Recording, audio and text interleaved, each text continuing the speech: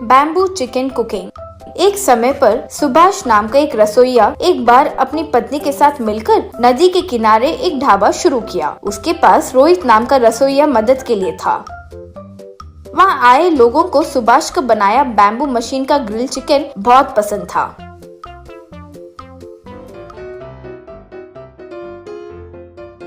एक कस्टमर सुभाष से, सुभाष जी, ये नदी के किनारे ये ग्रिल चिकन खाने का मजा, वाह, अलग ही मजा है जी। ऊपर से ये बैम्बू मशीन का आइडिया बहुत अच्छा है जी, वाह। रोज रोज उस ढाबा पर ज्यादा लोग आने लगे।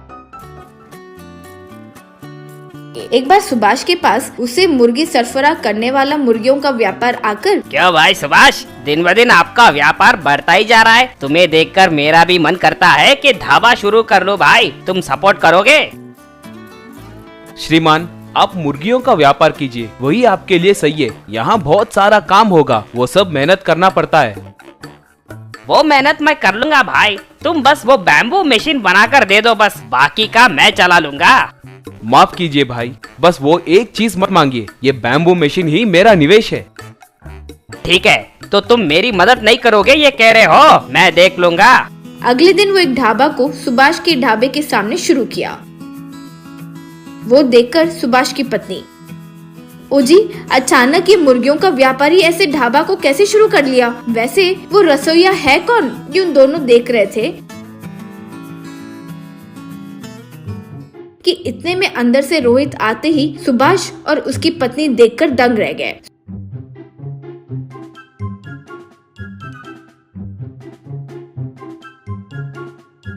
सुभाष तब रोहित के पास आकर, ये क्या रे, एक बार तो बता सकते थे ना। अगर तुम्हें ढाबा शुरू ही करना था तो हमसे कह सकते थे ना, हम ही कोई प्लान बना कर देते ना।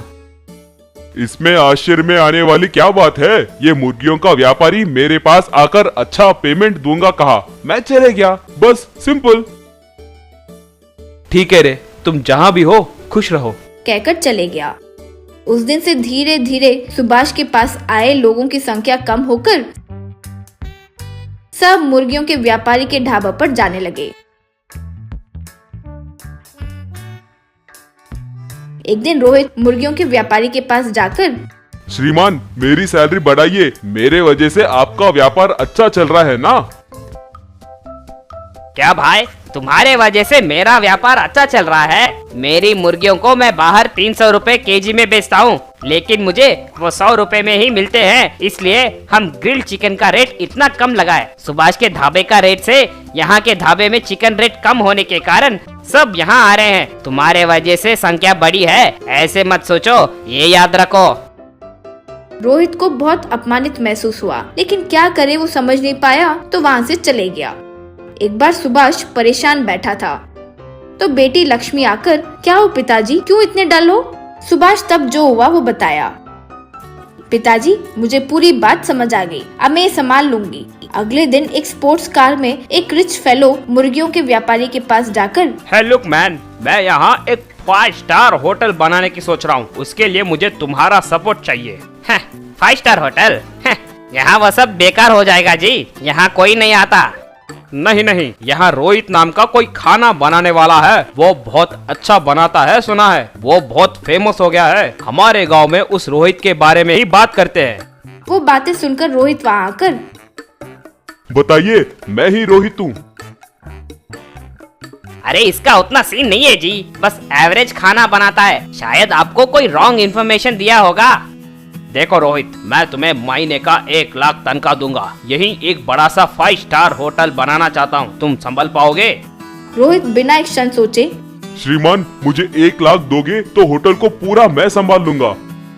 ये लो एडवांस, अब से तुम मेरे पास ही काम करोगे, कहकर पैसे दिया। मुर्गियों का व्यापारी क्या करे समझ नहीं पाया।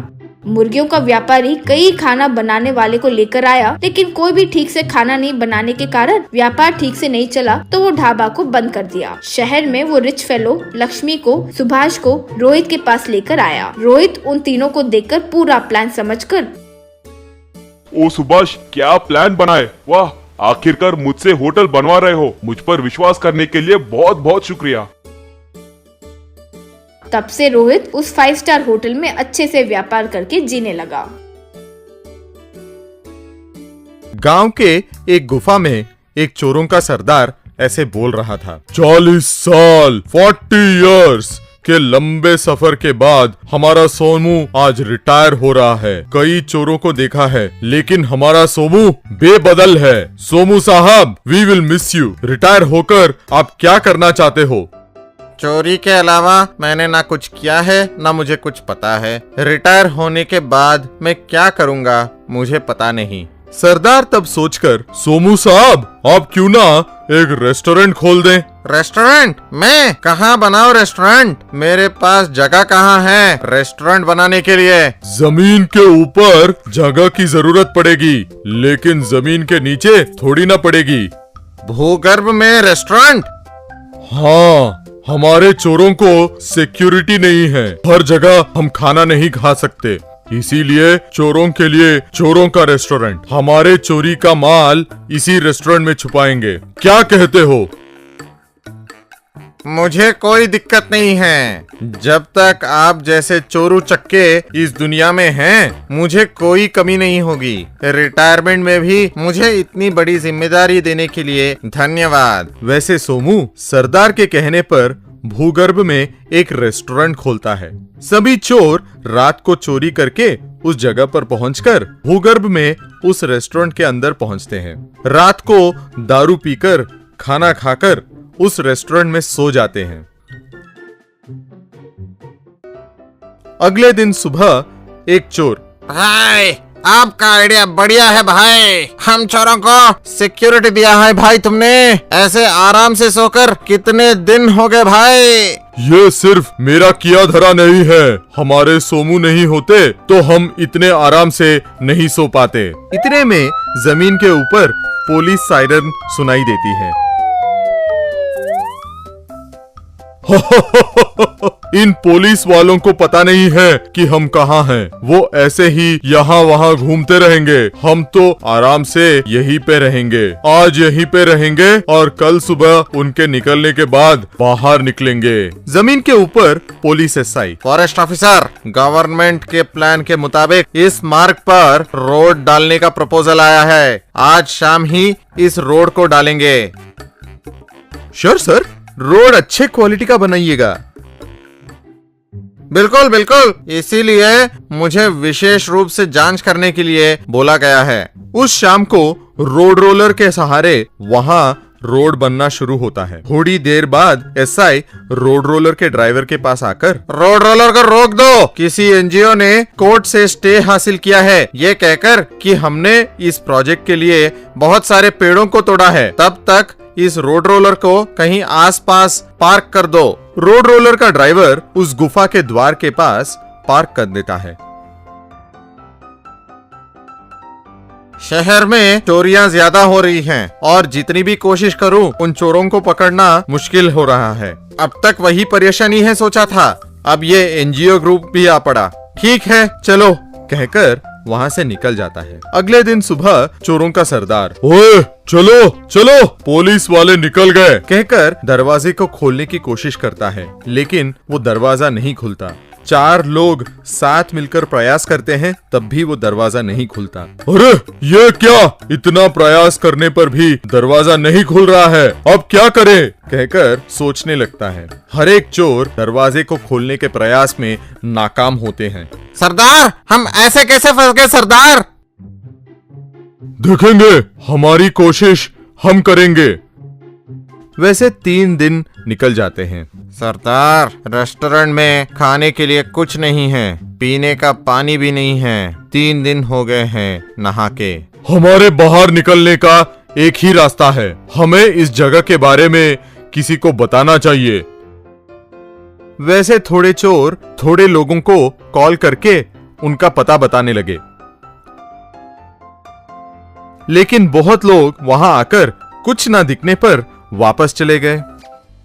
आखिर में एक युवक वहां आकर, भाई भाई आपके लोकेशन पे आ गया हूँ, लेकिन आपके गुफा के दरवाजे पर रोड रोलर पार्क किया हुआ है, मैं इसे कैसे हटा सकता हूँ? ऊपर से इस पे ताला लगा हुआ है भाई कहकर वहाँ से निकल जाता है। ये बातें सुन के सरदार, ओहो, बहुत बड़ी समस्या है। उस रोड रोलर को कोई हटा नहीं सकता। उसकी चाबी तो पुलिस के पास है। पुलिस वाले कब आएंगे हमें पता नहीं है। अब कैसे, कहकर सोचने लगता है। सरदार लाचार होकर पुलिस को कॉल करके, एसआई साहब, हम सरेंडर हो रहे हैं। बहुत अच्छे, बहुत अच्छे। तुम लोग कहाँ हो, बताओ। आपने रोड डालते वक्त अपने रोड रोलर को जहां पार्क किया उसके बिल्कुल नीचे हैं। एसआई और उसके साथी जल्दी जल्दी वहां पहुंचते हैं और रोड रोलर को हटाकर गुफा के अंदर जाकर सभी को अरेस्ट करते हैं। एक गांव में अनंत नाम का एक बिरयानी बेचने वाला आदमी रहता था। अनंत का बिरयानी उस गांव में बहुत मशहूर था। अनंत के बच्चे नहीं रहने के कारण वो अनाथ आश्रम से एक बच्चे को लाकर पालने लगा। उस बच्चे का नाम चंदन रखा और उस बच्चे को अच्छे से पढ़ाकर बड़ा किया।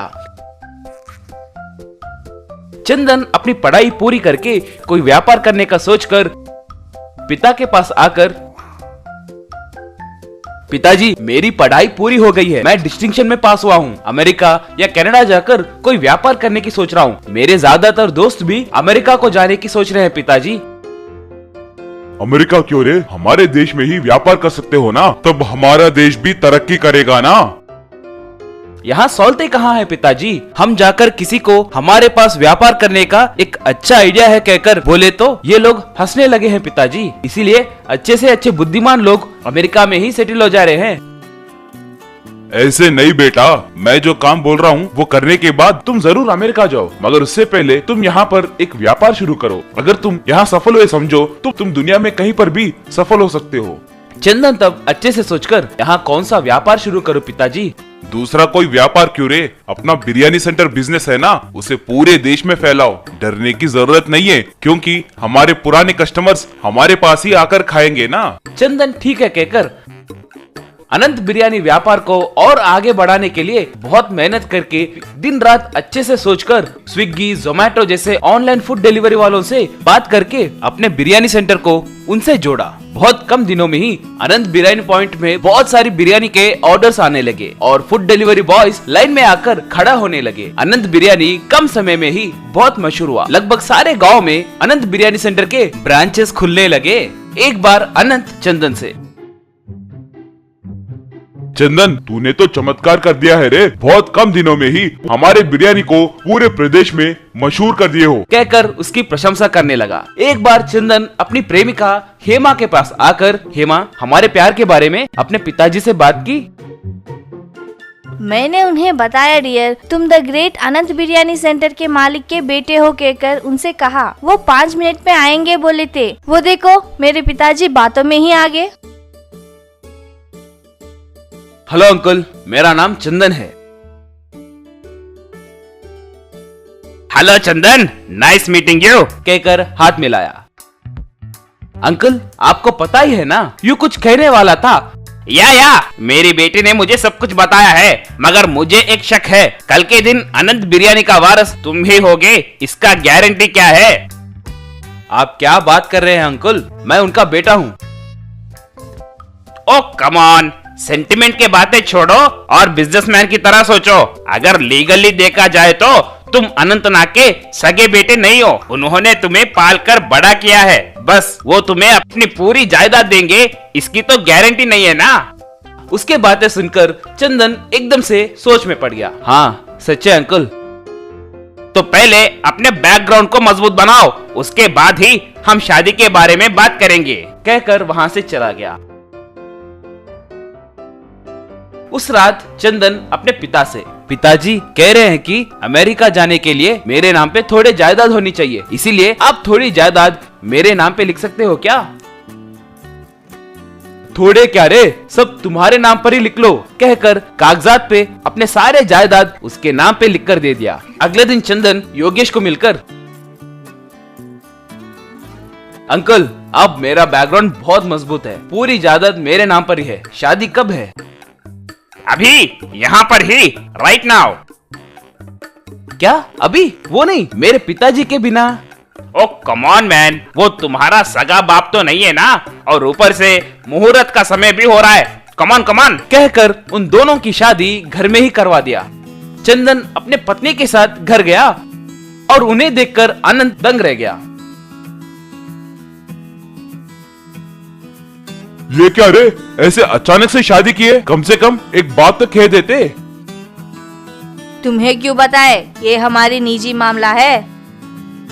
देखो माँ, मैं इसका पिता हूँ। तुम पिता कैसे बन गए हो? तुमने इन्हें पाला है क्या, या तुम इनके सगे पिता हो? ये मेरा सगा बेटा नहीं है तो क्या हुआ माँ? इसे पालकर पढ़ाकर इतने बड़े अनंत बिरयानी सेंटर का मालिक बनाया हूँ ना। बाप रे, ये अभी इतने बड़े बड़े बातें कर रहे हैं तो कल के दिन और क्या क्या कहेंगे? पिताजी, आपको बात करने की तमीज नहीं है क्या? आप ऐसे क्यों बात कर रहे हैं? रुला दिए ना बेचारी को। ओ जी, सच है जी, हम अलग हो जाएंगे, नहीं तो बहुत झगड़े होंगे जी। अगर चाहे तो आपके मुंह बोले पिताजी के मुंह पर थोड़े पैसे फेंक देंगे।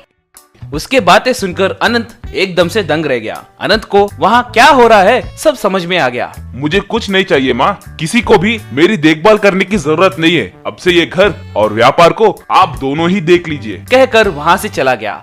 ऐसे अनंत अपने घर से निकलने के बाद गांव के बाहर एक ठेली लगाकर बिरयानी तैयार करके बेचने लगा।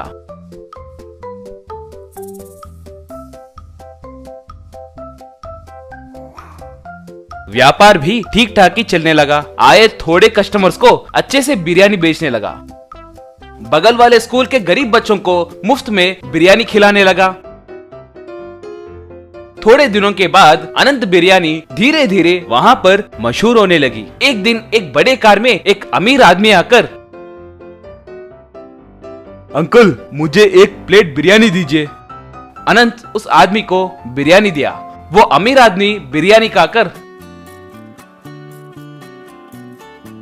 वाह अंकल, इतने सालों के बाद भी आपके बिरयानी का स्वाद नहीं बदला है। आप मेरी एक मदद कर सकते हो क्या? मैं एक बिरयानी सेंटर खोलने की सोच रहा हूँ, उसे आपको ही चलाना होगा, कहा और अपने बिरयानी बिजनेस लगाने के प्लान के बारे में बताया। अनंत अच्छे से सोचकर ठीक है कहा। वो अमीर आदमी उनका धन्यवाद करके कल ही आकर काम के बारे में बात करूंगा कहकर वहाँ से निकल गया।